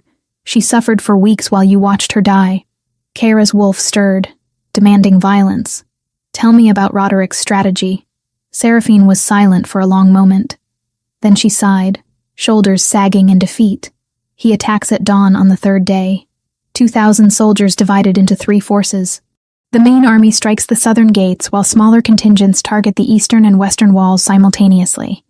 He expects to breach defenses within hours. What weaponry? Standard siege equipment. Battering rams, scaling ladders, archers. Nothing exotic. Roderick relies on overwhelming numbers rather than innovation. His commanders? 4 captains lead the divisions. I only met 2 personally. Gavril commands the southern force. Ruthless, but predictable. He favors direct assault over subtlety. The others I never learned. Kyra absorbed the information, weighing its usefulness. What about supply lines? Where does his army stage before the attack? The Thornwood region, 3 miles south of your border. They have been gathering for weeks, disguised as merchant caravans and traveling bands. By tomorrow, all forces will be in position. You planned this well. I planned it perfectly. Your discovery of the evidence was the only variable I failed to anticipate. I underestimated your persistence. Seraphine's green eyes studied Kyra with something resembling respect. Valkyr trained you better than I realized. She trained all of us well. You simply chose to forget those lessons. I chose power over sentiment. In another world, that choice would have made me a queen. In this world, it makes you a corpse. Kyra turned to leave. Your information will be verified. If accurate, you will receive the mercy promised. If you lied, your death will take days rather than minutes. Kyra. Seraphine's voice stopped her at the cell door. For what it is worth, I did admire Valkyr once, before the envy consumed everything else. She deserved better than what I gave her. Yes, she did. Kyra left without looking back. Above ground, preparations for battle consumed the castle. Messengers had ridden hard to reach scattered Valkyries, and warriors began arriving throughout the day. 20 came the first day, 18 more the second. By the third morning, 43 former shields stood ready to fight, bringing the total defensive force to 34 rescued warriors, plus 43 recalled ones. 77 Valkyries in total, armed and armored in the black and silver that had once marked them as Valkyr's elite guard. Kyra stood on the battlements overlooking the training yard, watching her sisters run through combat drills. Tessa led one group through shield formations. Bryn demonstrated sword techniques to newer recruits. Lysa coordinated archers, her commands sharp and efficient. "They move well together," Darian said, joining her. He wore full battle armor now, black steel engraved with the royal crest. His black beard was neatly trimmed, and his golden eyes tracked the warriors below with approval. "Better than my regular soldiers in some formations. Valkyr drilled us until we could fight as one. 77 is a fraction of what we once were, but we remember the training. 77 exceptional warriors are worth 300 average ones." Darian's shoulder brushed hers as they stood side by side. "Combined with my 800 soldiers, we have fighting strength closer to 1,100. Against 2,000, those are still difficult odds, but no longer impossible." Seraphine gave me intelligence about Roderick's strategy. 3-pronged assault at dawn. Southern gates receive the main force. She could be lying to mislead us. She could, but her information aligns with what our scouts report. Increased activity in Thornwood, forces massing south of our border. Either she told truth, or Roderick's preparations are coincidentally exactly as she described. Darian nodded slowly. "We concentrate defenses at the southern gates, then. Place your best warriors at choke points on eastern and western walls. If Roderick divides his forces as she claims, we can hold. If, yes, if." He turned to face her directly. "Kyra, there is something I must say before battle begins, in case tomorrow brings death rather than victory." Her breath caught. "Your Majesty, Darian. When we stand together on these walls, call me Darian." He took her hand, his touch gentle despite his warrior's calluses. "I know the timing is terrible. I know you believe I dishonor Valkyr's memory by feeling what I feel. But if I die tomorrow without speaking truth, I will regret it in whatever afterlife awaits. Do not speak of dying. Everyone who fights speaks of dying. It makes us honest." His thumb traced circles on her palm. "You are extraordinary. Not because you remind me of Valkyr, but because you are completely yourself. Strong, stubborn, brilliant in ways I am only beginning to understand. I watch you command warriors and see someone born to lead. I watch you piece together conspiracies and see a mind sharper than any advisor I employ. I watch you simply exist, and I feel something I thought died with my mate. Darian, I cannot, you need not respond.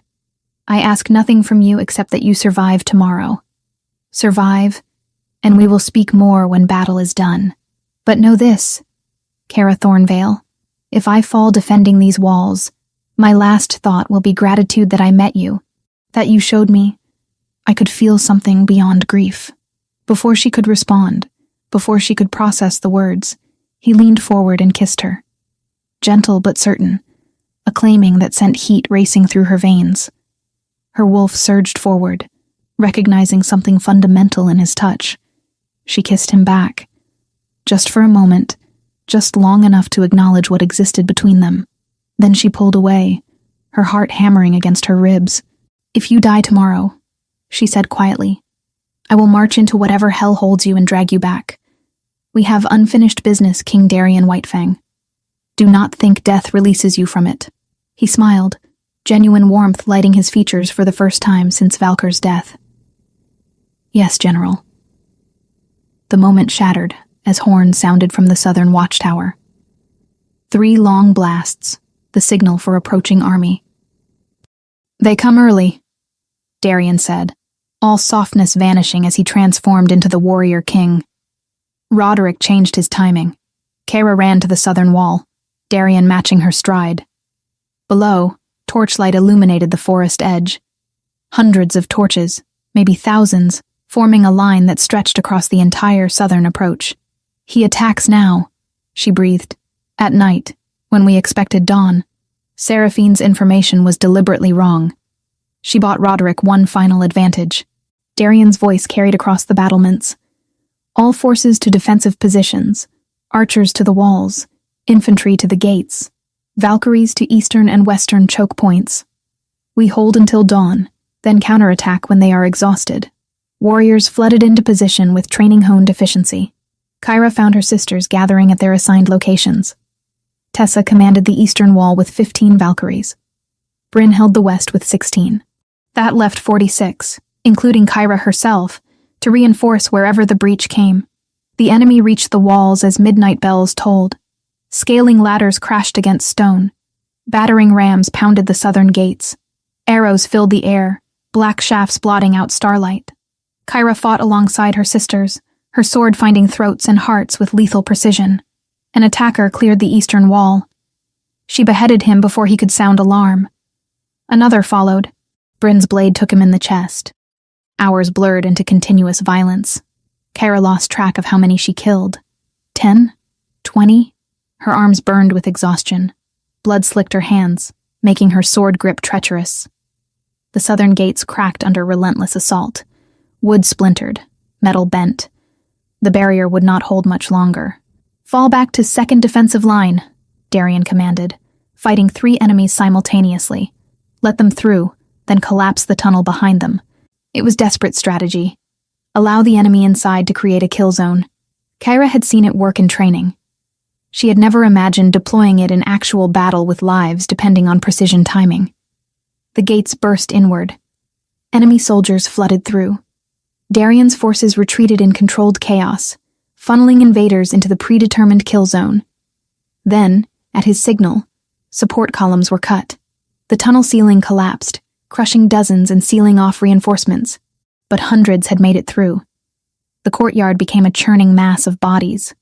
Steel rang against steel. Men screamed. Wolves howled as shifters abandoned human form for their more lethal counterparts. Kyra lost Darian in the chaos. One moment he fought beside her. The next, enemy warriors separated them. Panic clawed at her throat. Then she saw him, surrounded by 8 soldiers, bleeding from multiple wounds, but still standing. Still fighting with the ferocity of an alpha king defending his territory. Kyra shifted mid-stride.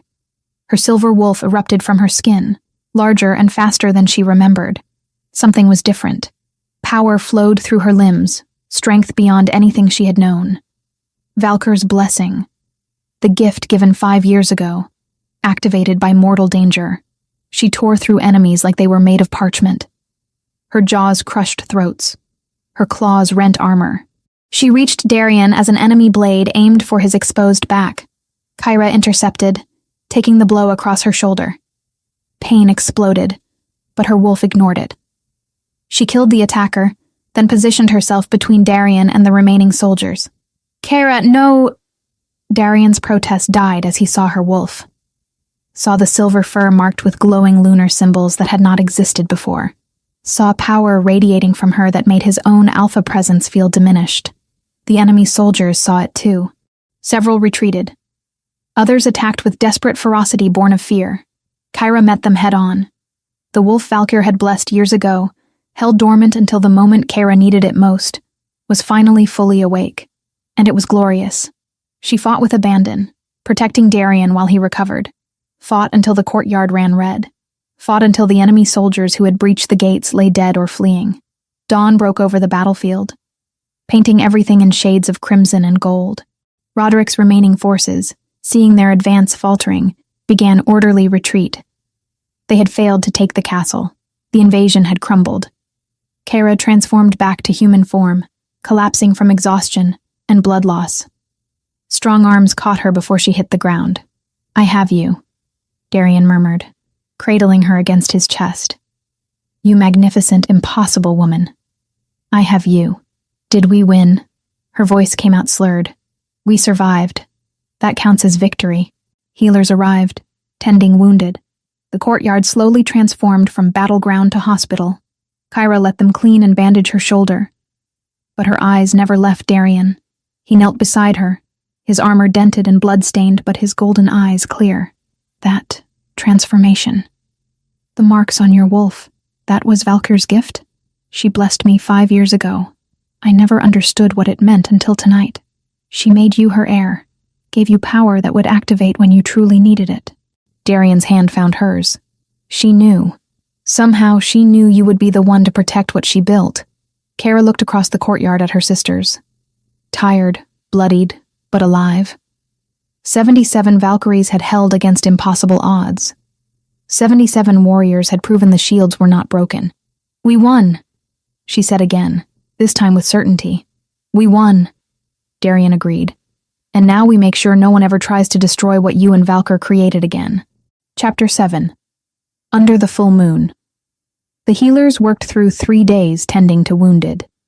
Kyra's shoulder required stitches that would scar, a permanent reminder of the battle where Valkyr's blessing had fully manifested. She bore the marks without complaint, knowing that dozens of her sisters carried far worse injuries. 3 Valkyries had fallen during the fighting. Their bodies were laid out in the castle's memorial hall, awaiting funeral rites. Kyra stood vigil beside them, memorizing faces she wished she could have saved. They died defending what Valkyr built. Tessa said quietly, joining her. She would have honored their sacrifice. She would have preferred they lived. Kyra touched each woman's forehead in blessing. But yes, she would have been proud of how they fought. News of smaller victories trickled in alongside the grief. Among them came word Kyra chose to carry herself. Your brother was found, she told Tessa later that evening on the inner wall, where the other woman stood staring out at the dark. A patrol recovered him near the southern farms. They abandoned him once they no longer needed a leash on you. He is thin, but alive. Safe. Tessa's knees buckled. Kara caught her before she hit stone. The sob that tore free was raw and broken, months of terror and shame spilling out. They used us, Tessa whispered. Both of us. Yes, Kara said. But you helped end them. That matters. Take the time to heal, then help me rebuild what they tried to break. Tessa nodded against her shoulder, clutching Kyra's forearm like a lifeline. For the first time since the Thornwood, she let herself believe she was no longer owned by anyone's threat. Across the castle, Seraphine awaited execution. The trial had been swift, the evidence overwhelming. Nobles who had once questioned Kyra's accusations now demanded the traitor's head. Public sentiment ran murderous. His Majesty requests your presence, a guard announced. In the throne room, Kara found Darian surrounded by members of his council. Maps spread across tables detailing troop movements and border positions. He looked up when she entered, and something warm flickered in his golden eyes, despite the grave circumstances. General Kyra, he said formally, though she heard the affection beneath the title. We have received word from Shadowfen. Alpha Roderick wishes to negotiate terms. Lord Harwick, the corpulent counselor, snorted derisively. He attacked our castle, killed our soldiers, and now expects mercy. Execute his messengers and prepare for total war. If we execute messengers, we violate every code of diplomatic conduct. Another counselor argued. That makes us no better than him. What terms does he offer? Kyra asked. Darian unrolled a parchment. He surrenders himself for trial in exchange for clemency toward his soldiers. He claims Seraphine manipulated him into the attack, that he believed our kingdom was planning to invade Shadowfen first. He offers reparations and a formal alliance. He lies, Kara said flatly. The letters we found show he and Seraphine planned this conspiracy for 3 years. He knew exactly what he was doing. I agree. But his offer presents an opportunity. If we accept his surrender, we gain leverage over Shadowfen without additional bloodshed. If we reject it, we commit to a war that could last years and cost thousands more lives. The council debated for hours. Kyra listened, offering tactical input when requested. Eventually, consensus emerged. They would accept Roderick's surrender, on condition that Shadowfen territory be placed under Shadowpeak's protection for 5 years. During that time, Roderick's successor would rule under Darian's oversight, and Shadowfen soldiers would serve in joint defense forces. It is not perfect, Darian acknowledged, but it ends the threat without destroying Shadowfen completely. Their people are not responsible for their Alpha's crimes. And what of Roderick himself? Kara asked.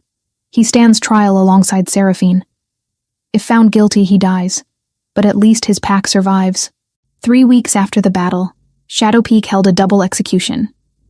The entire kingdom gathered to witness justice for Luna Valkyr's murder and the attempted conquest of their lands.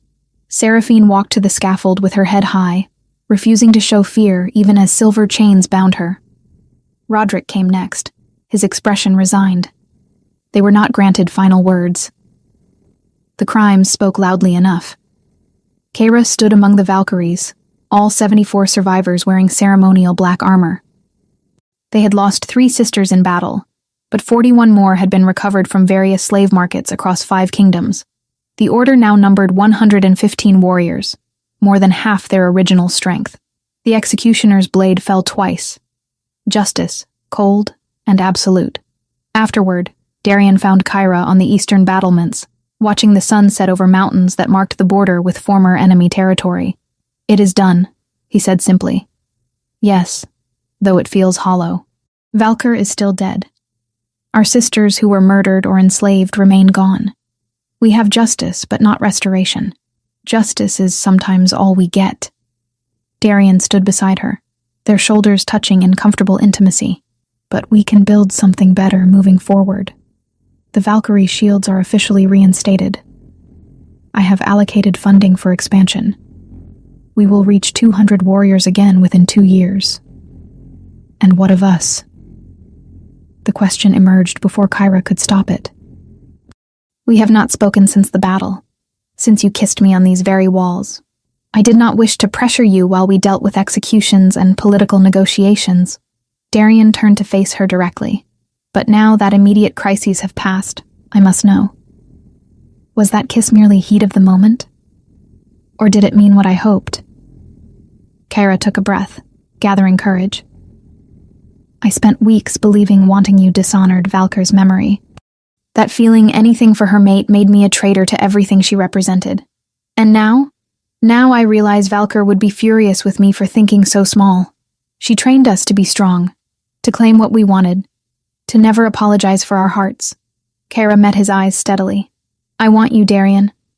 Not as replacement for Valkyr, not because you are king, but because you are you. Stubborn, brave, occasionally infuriating, and somehow able to see me as more than just another warrior." Relief flooded his expression. "I was prepared to wait years if necessary, to court you properly with flowers and poetry and all the traditional nonsense. I do not need flowers. I need honesty and partnership. Can you give me those?" Without hesitation, he cupped her face with calloused hands. "Kara Thornvale, I claim you as my mate if you will have me. Not through political arrangement or diplomatic necessity, but because you have become essential to my existence, because I cannot imagine ruling this kingdom without you beside me. Then claim me properly, under the full moon, as tradition demands." Darian's eyes widened. "Tonight is the full moon. Are you certain?" "I have never been more certain of anything." The claiming ritual took place in Valkyr's memorial grove, the sacred space where the first Luna had blessed Kyra years ago. All 115 Valkyries attended as witnesses, forming a circle around the clearing. Kyra wore simple white robes, her dark hair unbound for the first time in months. Darian stood opposite her in traditional ceremonial garb, his black beard freshly trimmed, and his golden eyes reflecting moonlight. The castle's high priest began the ancient rites, speaking words in the old tongue that bound wolf to wolf, heart to heart. When he finished, Darian stepped forward. "I claim Kara Thornvale as my mate, my equal, my Luna. Let all witness this bond. I claim Darian Whitefang as my mate, my equal, my king. Let all witness this bond." They moved together, and Darian's teeth found the curve of Kara's neck. The bite was precise, claiming without causing excessive pain.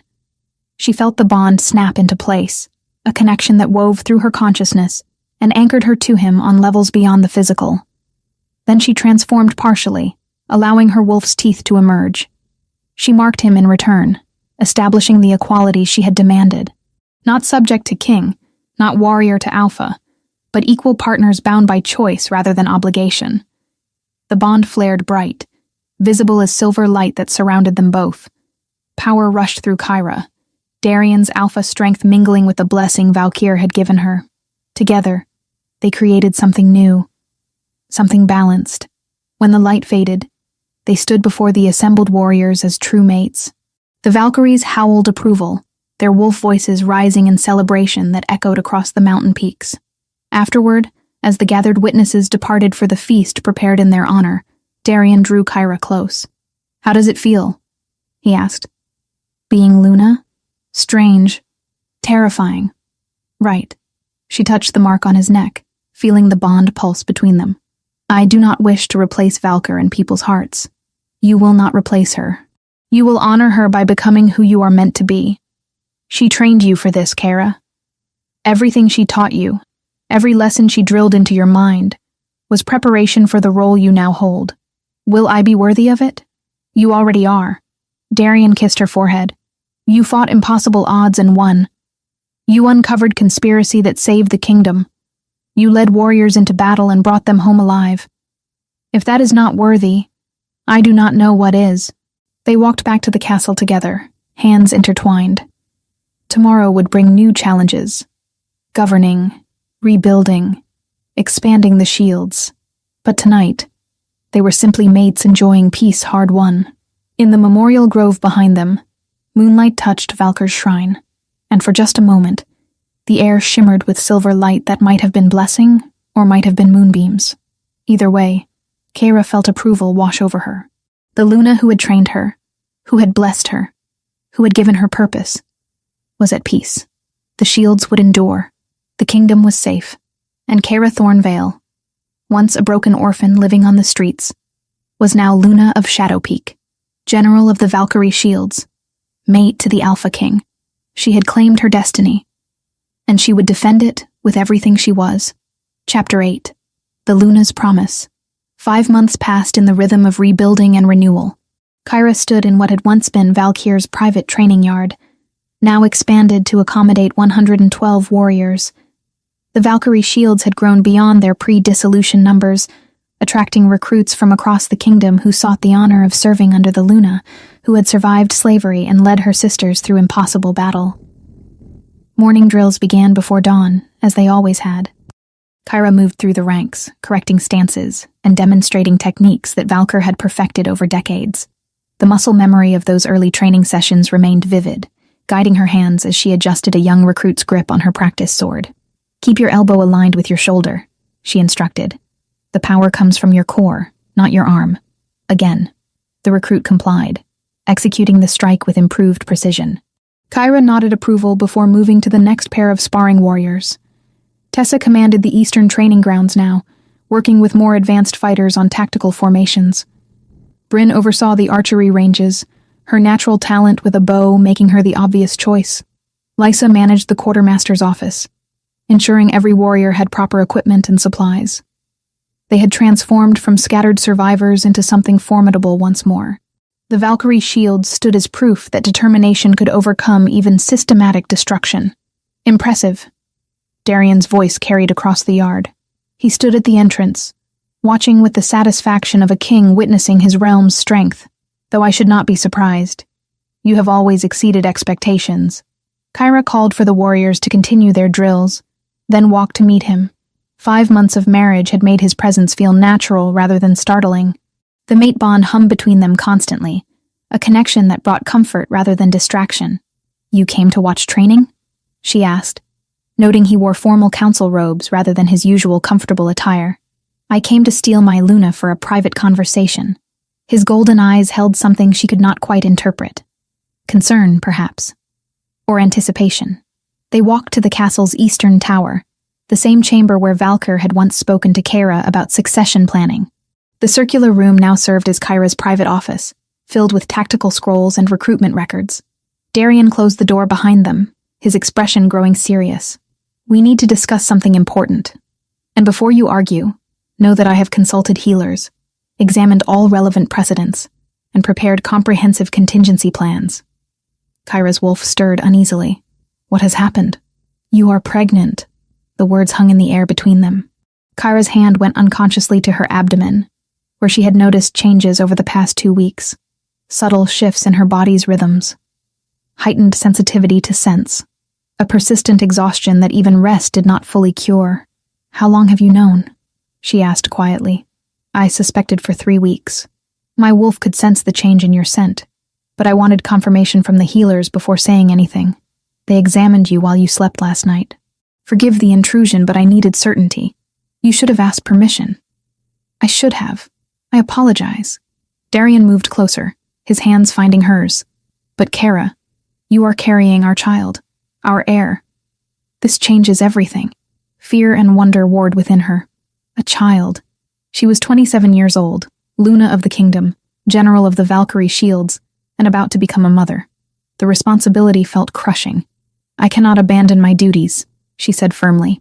The Shields need leadership. We are still recruiting, still training new warriors. If I step back now, you will not step back. You will adapt. Darian's voice carried absolute certainty. Valkyr commanded warriors while pregnant with the child she lost. Other Lunas throughout history have balanced motherhood and military leadership. You will not be the first to manage both. But I will be scrutinized. The nobles already question whether a warrior can truly be Luna. If they perceive weakness, then they will learn that pregnancy is not weakness. That bearing children while maintaining strength proves capability rather than diminishing it. He cupped her face gently. You are afraid. I understand. But you are also the woman who survived slavery, uncovered conspiracy, and led warriors through siege. A child will not break you. Kara leaned into his touch, drawing comfort from the mate bond that pulsed between them. When Valkyr lost her child, it nearly destroyed her. She never spoke of it openly. But I saw her grief. What if You will not. The circumstances are different. Valkyr was poisoned while pregnant, though no one realized it at the time. The toxins Seraphine used caused the miscarriage that devastated her. You face no such threat. Our enemies are defeated. The kingdom is secure. You will carry this child to term and deliver safely. You cannot know that. No, but I believe it with everything I am. Darian's hands moved to rest on her still flat abdomen. This child represents hope. Proof that we have built something worth preserving. That Valkyr's legacy continues not just through the shields, but through the family we create. Tears pricked Kara's eyes. She had not allowed herself to cry in months, maintaining the stoic composure expected of a warrior Luna. But here, in private with her mate, she let emotion surface. I am terrified, she whispered. Of failing, of being inadequate, of proving everyone who doubted me correct. You are the least inadequate person I have ever known. Darian pulled her close, letting her rest against his chest. And this child will have the fiercest mother in the kingdom. She will grow up knowing what true strength looks like. The healers believe so, though it is early to be certain. But my instincts say daughter. A girl who will be raised by warriors, taught by the best fighters in 5 kingdoms, and shown from birth that women can be anything they choose. The image took shape in Kyra's mind. A daughter with her dark hair and Darian's golden eyes. A child who would never doubt her worth, never question her right to claim space and power. A future Luna who would lead the Valkyrie Shields into generations Kyra could barely imagine. We should name her Valkyr, Kyra said suddenly, to honor the Luna who made all of this possible. Darian pulled back to meet her eyes. Are you certain? That is a significant legacy to place on a child. She will carry it well, and she will know the story of the woman who built something worth dying for, who trained warriors to be strong, even when the world told them they were weak. Our daughter will understand that she stands on the shoulders of someone remarkable. Then Valkyr she will be. Darian kissed her forehead with infinite tenderness. Our daughter, the next generation. They stood together in the circular tower room, watching the sun climb higher over the mountains. Below, the training yard echoed with the sounds of warriors perfecting their craft. The castle bustled with activity as servants prepared for the day's work. Life continued its steady rhythm, unchanged by the news that would soon transform everything. That evening, Kyra gathered the Valkyrie Shields in the Great Hall. 112 women assembled, their black and silver armor gleaming in torchlight.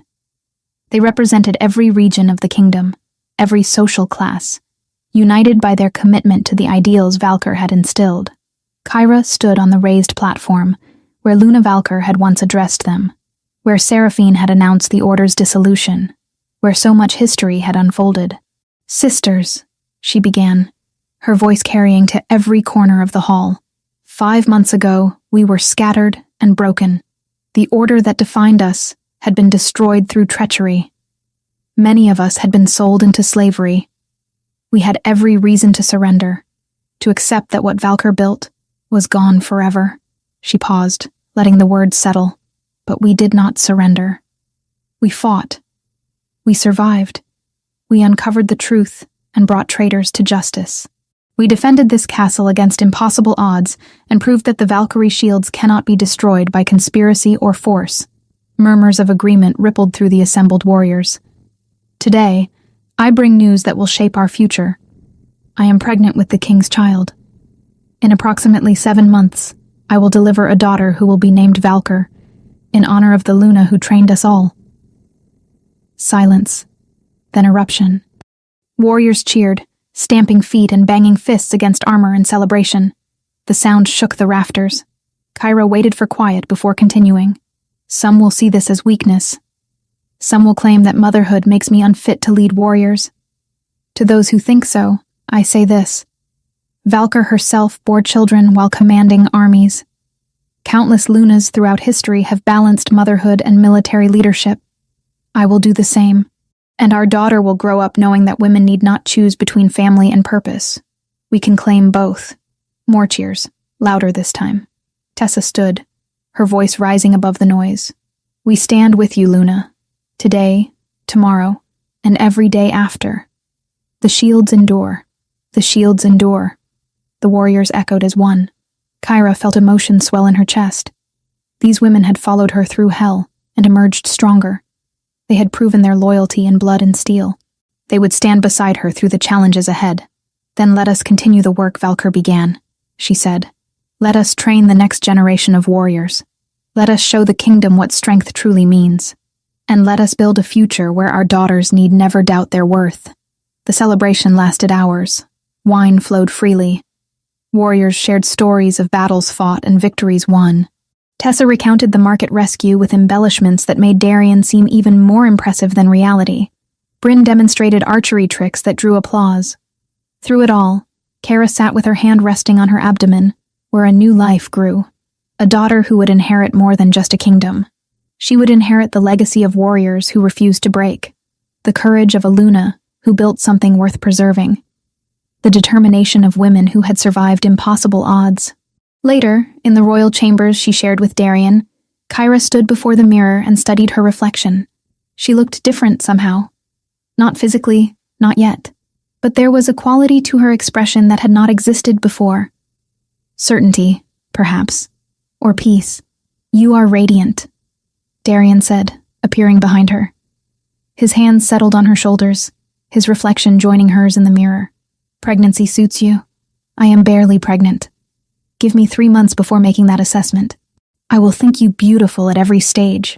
He kissed her neck, just above the claiming mark he had left during their mating ritual, and I will ensure you have everything needed. Healers on constant standby. Guards who understand your training schedule must continue. Advisors who respect that you are Luna first, pregnant second. I am both simultaneously. Yes, but one does not diminish the other. Darian turned her to face him. You asked earlier if you would be adequate. Let me be clear. You are extraordinary. You have exceeded every challenge presented. This child is fortunate to have you as her mother, and you as her father. I will teach her to be strong. You will teach her to be fierce. Together, we will raise a daughter who changes the world. They moved to the bed, lying together in comfortable silence. The mate bond pulsed between them, stronger now with the child growing in Kyra's womb. 3 lives connected, rather than 2. Do you think Valkyr would approve? Kara asked into the darkness. Of us. Of naming our daughter after her. I think she orchestrated all of this from the beginning. She blessed you years ago, knowing you would need that power someday. She hid evidence of conspiracy, where only you would find it. She prepared you to lead the shields when she was gone. Darian's voice carried absolute conviction. Valkyr chose you as her successor long before either of us realized it. She would be honored that we carry her name forward. Kara closed her eyes, letting exhaustion claim her. Tomorrow would bring new challenges. Training to oversee, warriors to recruit. a kingdom to help govern. But tonight, she allowed herself simply to exist. Luna, warrior, mate, and soon-to-be mother, the Valkyrie shields endured. The kingdom was safe, and in 7 months, a new generation would begin. Kara Thornvale had claimed her destiny. Now she would shape her daughters as well. The end.